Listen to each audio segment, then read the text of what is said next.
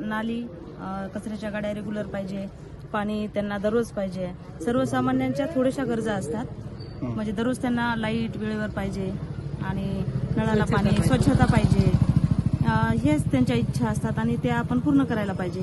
तर त्याच्यासाठी आम्ही तयार आहोत आणि आमदार राजूभाई हे सर्व कामं करत आलेले आहेत, करत आहेत आणि हे सर्व उमेदवार त्यांचेच आहेत. तर हे सर्व तेच कामं करणार आणि याच्या पुढे सर्वांचे कामं आपण करायचे आणि जेवढं जनतेची सेवा करायची.